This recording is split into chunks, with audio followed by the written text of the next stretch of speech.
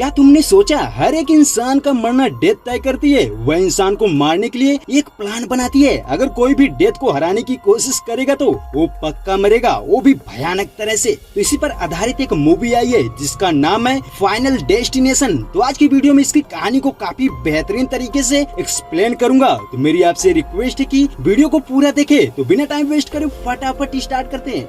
दोस्तों कहानी शुरू होती है 1968 से। तो हमें एक रेड गाड़ी में एक कपल दिखाई देते हैं जिनकी गाड़ी एक रेलवे ट्रैक से होकर गुजरती है। तो हम देखते हैं कि पॉल अपनी गर्लफ्रेंड आयरिस को कुछ सरप्राइज दिखाने के लिए ले जाता है और जब पहुंचता है तो पता चलता है कि वह आयरिस को स्काई व्यू रेस्टोरेंट टावर की ओपनिंग सेरेमनी में ले गया था। तो जैसे आयरिस टावर को देखती है वह बहुत खुश होती है। उसे विश्वास नहीं हो रहा था लेकिन उसके अंदर डाउट था कि कुछ तो होने वाला है। तभी वह एक लड़की को देखती है जो कॉइन्स चुरा रहा था। गार्ड उसे रोकता है, बोलता है कि कॉइन्स चुराना अपशकुन माना जाता है, बट लड़का एक कॉइन्स तो चुरा लेता है। उसके बाद पॉल और आयरिस टावर के हाईएस्ट पॉइंट पर चढ़ने के लिए लिफ्ट में एंटर करते हैं। वहाँ देखते हैं कि लिफ्ट खचाखच भरी पड़ी थी। तो लिफ्ट में भी कुछ खराबी नजर आती है। तभी वहाँ का गार्ड स्काई व्यू टावर की खासियत बताता है। पता चलता है कि स्काई व्यू टावर की हाइट 494 फीट और लगभग 9000 टन से भी ज्यादा है। तभी गार्ड ये भी बताता है कि ये टावर समय से 5-6 महीने पहले बन गया है। ये सुनकर आयरिस को अजीब लगता है कि जल्दबाजी में बनाया गया है। उसके बाद जैसे ही टावर पर पहुंचते हैं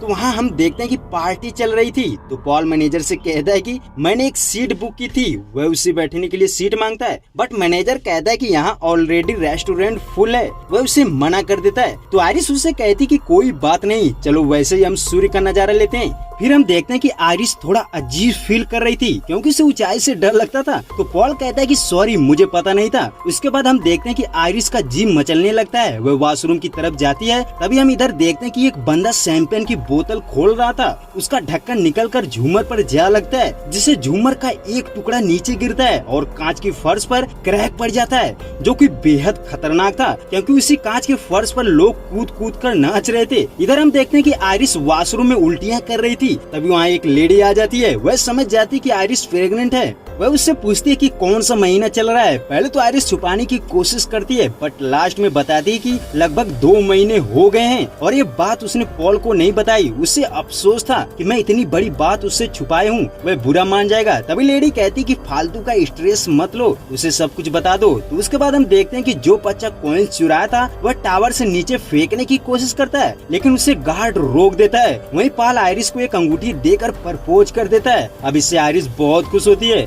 वह भी सारी सच्चाई बता देती है। तभी पॉल गुस्सा करने के बजाय वह बहुत खुश होता है। आयरिस भी हैरान थी कि आखिर पॉल ने गुस्सा क्यों नहीं किया। तभी हम देखते हैं कि बच्चा कॉइन्स को नीचे फेंक देता है बट हवा की प्रेशर से सिक्का टावर से टकराकर उसके इंटरनल पार्ट यानी फैन से जा टकराता है और ब्लेड में फंस जाता है। अब फैन फोर्स लगाता है जिससे ब्लेड टूट जाता है। तो फैन का ब्लेड टावर के अंदर गैस टैंक से जा टकराता है जिससे अंदर आग लगने की संभावना बढ़ जाती है। उधर लोगों को नाचने की वजह से फर्श पर क्रैक बहुत तेजी से बढ़ रहा था। तभी अचानक आयरिस नोटिस कर लेती है। वह समझ जाती है कि बहुत बड़ा हादसा होने वाला है। वह सभी को रोकने की कोशिश करती है बट उससे पहले फर्श टूट जाती है और जितने भी लोग फर्श पर खड़े थे सभी लोग नीचे गिर जाते हैं और फिर मौत का कहर छा जाता है। आयरिस तो फर्श से दूर थी तो वह गिरने से बच जाती है बट पॉल नीचे गिर जाता है लेकिन हम देखते हैं कि वह कांच के एक टुकड़े को पकड़कर लटका था। तभी आयरिस उसे बचाने की कोशिश करती है लेकिन पॉल का हाथ छूट जाता है, वह नीचे गिर जाता है। आयरिस की रूह कांप जाती है। उसके बाद एक लेडी को आग लग जाती है। अब उसके इधर उधर भागने की वजह से आग टावर में पूरी तरह से फैल जाती है जिससे एक भयानक ब्लास्ट होता है और टावर का एक बड़ा सा हिस्सा नीचे गिरता है। आयरिस और बचे हुए लोग लिफ्ट से भागने की कोशिश करते हैं लेकिन लिफ्ट में ज्यादा वजन होने की वजह से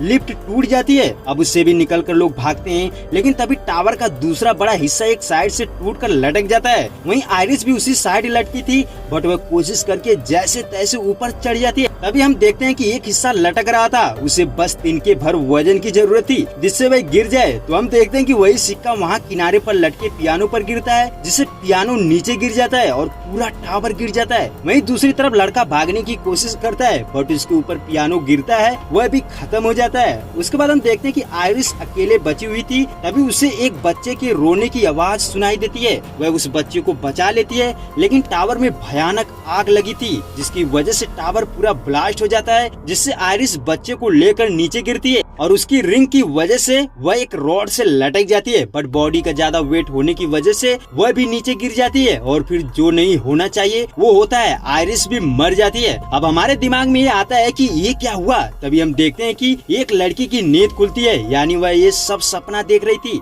जिसका नाम था स्टेफनी। पता चलता है कि स्टेफनी ये हादसा बार बार अपने सपने के जरिए देख रही थी, उसे ये चीज कई दिनों से सता रही थी। स्टेफनी को ये हादसा इसलिए आ रहा था क्योंकि वह आयरिस की नातनी थी, यानी आयरिस उसकी नानी थी। तो वह परेशान थी कि मुझे इस सपने से छुटकारा पाना है तो अपनी नानी से मिलना होगा, लेकिन उसकी नानी कहाँ थी उसे भी नहीं पता था। इसीलिए वह अपने घर जाती, जहाँ पर हम देखते हैं कि उसका डैड और उसका एक छोटा भाई था चार्ली। वह अपने डैड से सपने के बारे में बताती है। उसका डैड उसकी बात सीरियस नहीं लेता। तभी स्टेफनी अपनी माँ की सामान खोज रही थी ताकि उसे अपनी नानी के बारे में कुछ पता चले। हालांकि उसकी माँ यहाँ नहीं रहती थी, वह स्टेफनी को छोड़कर कहीं और चली गई थी। तो हम देखते हैं कि स्टेफनी को कुछ नहीं मिलता तो वह अपने भाई के साथ अपने मामा के घर जाती है। वहाँ उसके मामा के 3 लड़के थे, एरिक, बॉबी और जूलिया। तभी स्टेफनी अपनी नानी के बारे में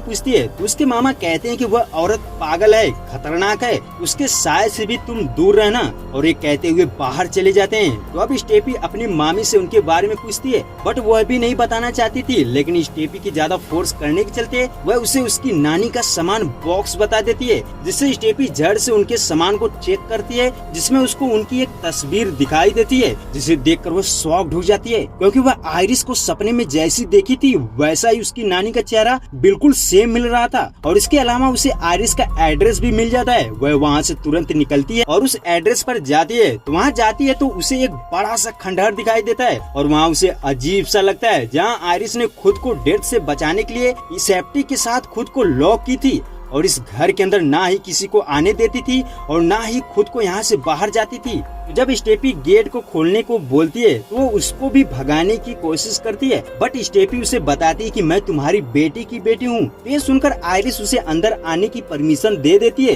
लेकिन वह उसके पास जो भी सामान था उसको बाहर ही रखने को बोलती है क्योंकि वह सोचती है कि शायद उसके पास कोई घातक चीज हो जिससे मेरी जान चली जाए। तो स्टेफी डरते हुए अपना सारा सामान रख देती है। उसके बाद वह गेट के अंदर एंटर करती है और फिर जब दरवाजे से होकर अंदर जाती है तो वह दरवाजे को जोर से बंद करती है, जिससे वहाँ रखा सिलेंडर गिर जाता है। अब सिलेंडर के गिरने की भी एक वजह थी, अब वो चीज थोड़ी देर में पता चलेगा। तो हम देखते हैं कि स्टेफी अपनी नानी आयरिस से मिलती है। आयरिस अपनी नतनी को देखकर बहुत खुश होती है। वह उससे पूछती है कि आखिर तुम्हें मेरे बारे में कैसे पता चला।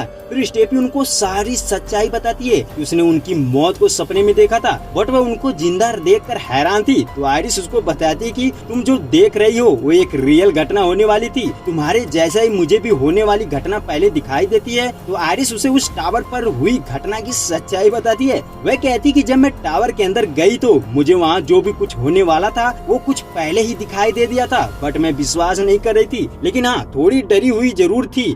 अगर आप स्टार्टिंग में नोटिस करेंगे तो आयरिस जब टावर के पास पहुंचती है तो वो बहुत परेशान थी। उसे अजीब सा फील हो रहा था। वह इसलिए हो रहा था कि वह वहां से होने वाली घटना को पहले ही देख ली थी। पहले तो लड़का जब कॉइन्स चुराता है तो उसे नजरअंदाज कर देती है, बट जब पॉल उसे प्रपोज करता है तो वह समझ जाती है कि यहाँ घटना घटने वाली है। तो वह चौकन्ना हो जाती है। तो वह सबसे पहले उस बच्चे को कॉइन्स फेंकने से रोकती है, उससे कॉइन छीन लेती है, फिर खाना बनाने वाले कुक के बर्तन से आग बुझाती है, फिर वहाँ होने वाली घटना के बारे में सबको बता देती है, जिससे वहाँ के सभी लोग उस टावर से नीचे आ जाते हैं। और कुछ इस तरह आयरिस ने सबकी जान बचाई थी। तो आयरिस कहती कि भले ही मैंने उन लोगों की जान बचाई, बट डेथ को ये मंजूर नहीं है, वह हर हाल में मारेगी तो मारेगी। इसीलिए वह उस दिन जितने भी लोग टावर पर थे सभी लोग को डेथ ने खत्म कर दिया। और वह ये भी बताती है कि कुछ महीने पहले पॉल भी मारा गया। तो समझ आता है कि आयरिस अपनी डेथ को आने नहीं दे रही थी, वह खुद को कमरे में बंद करके डेथ से बच रही थी। वह जानती थी कि मैं बाहर जाऊंगी तो मारी जाऊंगी। तो ये बात सुनकर स्टेफी को अजीब लगता है। वह सोचती है कि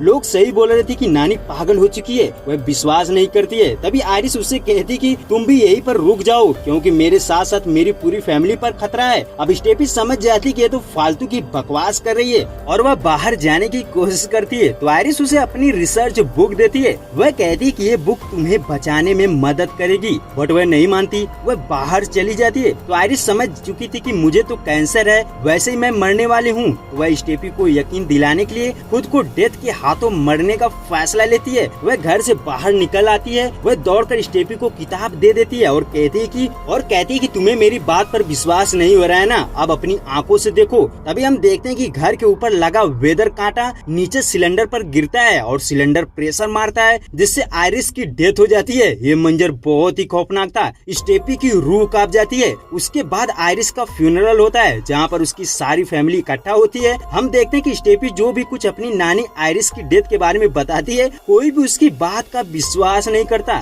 स्टेफी बहुत समझाने की कोशिश करती है, लेकिन तभी उसकी माँ डार्लिंग वहाँ पर आ जाती है, जिसे देखते ही स्टेफी वहाँ से भाग जाती है। तो हम देखते हैं कि उसका मामा हॉवर्ड डार्लिंग से अच्छे से पेश आता है। इसका कहना था कि भले ही मेरी माँ ने पूरी जिंदगी डर के साए में गुजार दिया, लेकिन हम वैसा नहीं करेंगे, हम खुल के जिएंगे और एक साथ जीवन का आनंद लेंगे। लेकिन इनको पता नहीं था कि मौत इनका पीछा कर रही है, वो अपनी चाल चल रही है। तो हम देखते हैं कि सभी लोग कुछ न कुछ कर रहे थे। बॉबी सबके लिए कोल्ड ड्रिंक बना रहा था और शुरुआत यहीं से होती है, क्योंकि उससे गलती से ग्लास टूट जाता है और कांच का एक नुकीला टुकड़ा बर्फ में मिक्स हो जाता है। और जब वह कोल्ड ड्रिंक बना देता है तो कांच का टुकड़ा किसी के एक गिलास में चला जाता है। इधर सब लोग चिल कर रहे थे, बट उधर स्टेफी आयरिस की दी हुई किताब को स्टडी कर रही थी, जिससे उसको डेथ का पैटर्न मिल जाता है। वह समझ जाती है कि डेथ मारने से पहले कोई न कोई सिंबल जरूर देती है। तभी कमरे में एक फोटो फ्रेम गिरता है और कांच का टुकड़ा देखकर स्टेफी समझ जाती है कि यही मौत का इशारा है। वह अब अपनी फैमिली को बचाने के लिए वहाँ से तुरंत चली जाती है।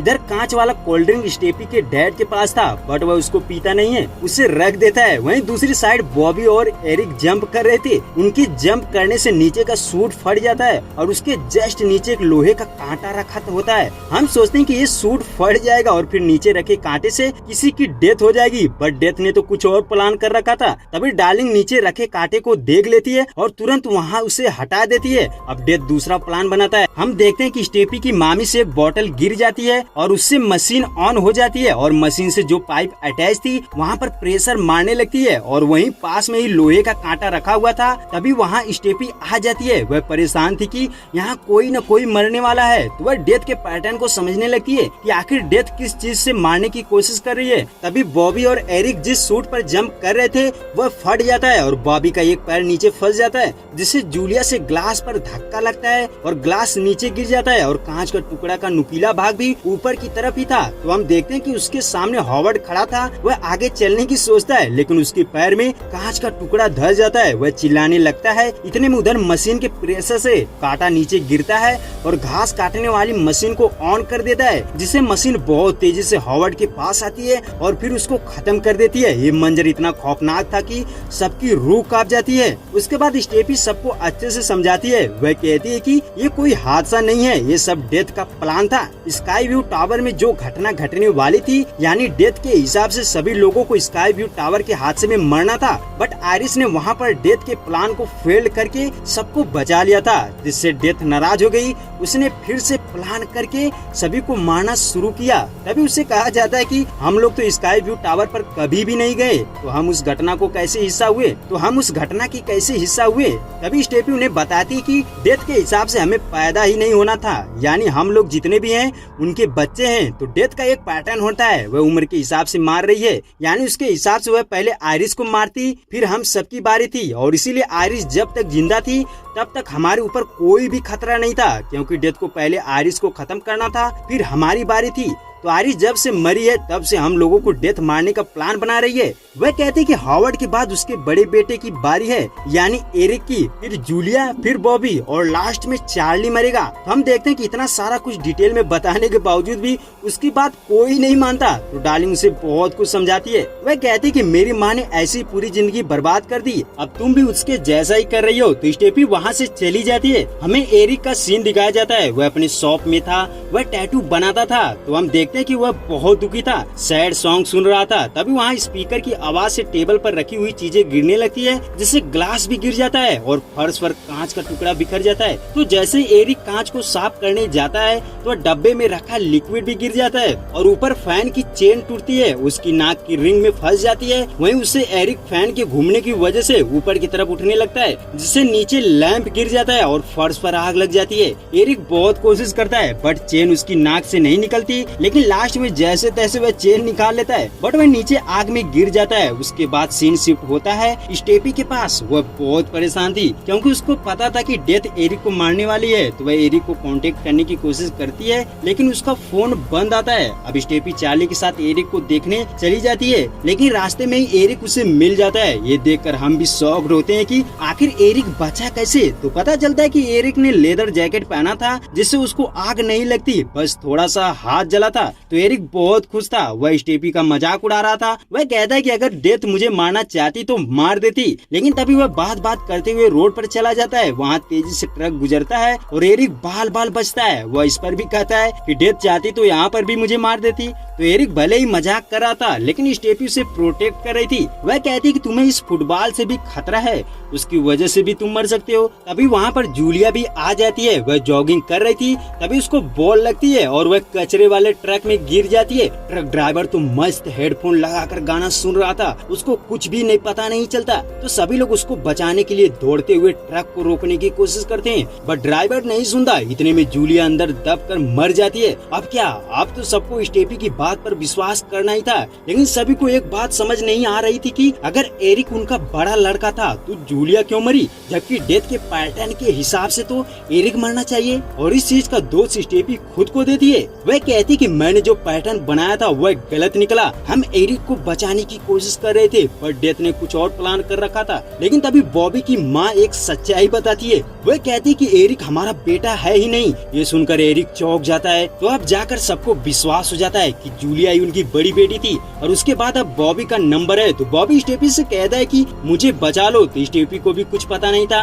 वह कहती कि मैं नहीं कर सकती। तभी वह बुक पर एक चीज नोटिस करती है। उसे एक जेबी नाम के बंदे के बारे में पता चलता है, जो स्काई व्यू टावर का हिस्सा था। वह अभी तक खुद को बचा कर रखा था। तो स्टेफी सोचती कि आखिर जेबी ने मौत को कैसे हरा दिया। तभी डार्लिंग कहती कि आरिस अपने लेटर में इस आदमी के बारे में बताती थी। फिर पता चलता है कि वह एक हॉस्पिटल में काम करता है। तो स्टेफी उससे मिलने उसके पास जाती है। तो वह उससे पूछती है कि आखिर तुम जिंदा कैसे हो और तुमने 2 लोगों को भी बचाया है, वह एकदम फ्री रह रहे हैं। तभी जेबी कहता है कि मैं भी स्काई व्यू टावर का हिस्सा था, उस समय एक छोटा सा बच्चा था। तो आरिस मुझे डेथ को हराने का पैटर्न बताती थी, जिससे मैंने 2 लोगों को बचाया। अब जेबी स्टेफी से कहता है कि देखो, डेथ को हराने के 2 तरीके हैं। एक तो दूसरे को मार दो, जिससे उसकी बची हुई लाइफ तुम्हारी हो जाएगी और डेथ तुम्हारा पीछा करना छोड़ देगी। और दूसरी चीज न्यू लाइफ, यानी खुद को मारकर फिर से जिंदा करना। वह थोड़ा एक्सप्लेन करता है। वह कहता है कि एक लड़की थी जो पानी में डूबकर मर गई थी, फिर उसको हॉस्पिटल ले जाया गया जहां वह बच गई, यानी उसने मौत को चकमा दे दिया था। अब स्टेफी को पहला प्लान तो ठीक नहीं लग रहा था, क्योंकि बॉबी किसी को मार नहीं सकता था और दूसरा प्लान में रिस्क था। तो स्टेफी को कुछ समझ नहीं आ रहा था। वह परेशान थी, बट एरिक थोड़ा खुश मिजाज था। वह बॉबी को लेकर एक प्लान बनाता है। वह दूसरा वाला रूल फॉलो करने को बोलता है। वह कहता है कि तुम्हें पीनट से एलर्जी है ना, तुम पीनट खाकर मर जाना, फिर मैं तुम्हें एडमिट करके बचा लूंगा। तो हम देखते हैं दोनों पीनट लेने के लिए मशीन के पास जाते हैं। अब जैसे ही मशीन से पीनट निकालने की कोशिश करते हैं, मशीन खराब हो जाती है, लेकिन एरिक जबरदस्ती तोड़ फोड़ कर पीनट निकाल लेता है। उसके बाद एरिक बॉबी को एमआरआई मशीन वाले रूम में ले जाता है। तभी देखते हैं कि एमआरआई मशीन गलती से स्टार्ट हो जाती है। तब मशीन की पावर बढ़ चुकी थी। एरिक ने जितने भी रिंग पहना था सब कुछ मशीन अपनी तरफ खींच लेती है। और फिर एरिक लोहे की कुर्सी पर बैठा था, तो कुर्सी के साथ ही मशीन उसे अंदर खींच लेती है और फिर एरिक मारा जाता है। उधर बॉबी को दर्द सहन नहीं हो रहा था, तो वह इंजेक्शन लगा देता है, जिससे वह बच जाता है। बट अचानक कैंडी वाली मशीन से स्प्रिंग बाहर निकलती है और बॉबी को लगती है, जिससे वह भी मारा जाता है। इतने में स्टेफी आ जाती है। ये देखकर उनकी आंखें फटी की फटी रह जाती है। अब बारी थी डार्लिंग की, तो वह सोचती है कि अगर मैं मरूंगी तो तब जाकर मेरे बच्चों को कुछ होगा, इसलिए वह खुद को बचाने की सोचती है। वह फैसला लेते है कि मैं आयरिस के घर में जाऊंगी जहाँ पर वह सेफ थी।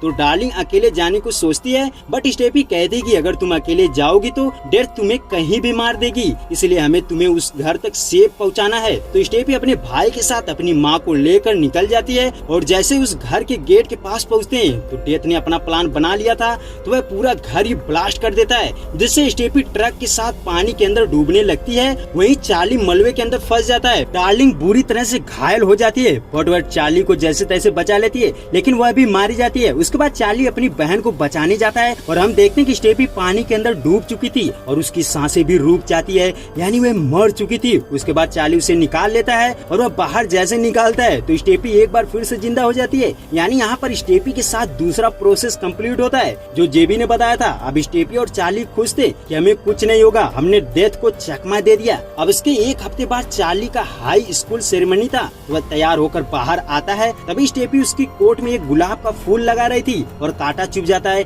इतने में स्टेफी को पूर्वाभास होता है कि ये तो पहले हो चुका है। और फिर हम एक लेडी को देखते हैं जिसके पर्स में एक कॉइंस गिरता है, वह रेलवे ट्रैक पर फंस जाता है और वहीं एक रेड कार भी क्रॉस होती है। यानी ये सब वैसा ही था जैसा स्टेफी स्टार्टिंग में देखी थी। तभी डॉक्टर उन्हें बताता है कि तुम उस दिन मरी नहीं थी, डेथ तभी मानी जाएगी जब 5 मिनट तक सांसें बंद हो, लेकिन चार्ली ने तुम्हें 1 मिनट में ही बचा लिया था। अब ये सुनकर इनकी सिटी पिटी गुल हो जाती है। इतने में स्पीड में ट्रेन आती है, वह कॉइंस की वजह से पटरी से उतर जाती है, सीधा स्टेफी और चार्ली की तरफ आती है और फिर स्टेफी और चार्ली भागने लगते हैं। बट वही बात कि अपनी डेस्टिनी से कितना भागोगे, जब मरना लिखा है तो मरना तो पड़ेगा ही। तो दोनों मर जाते हैं और यहीं पर कहानी का द एंड हो जाता है।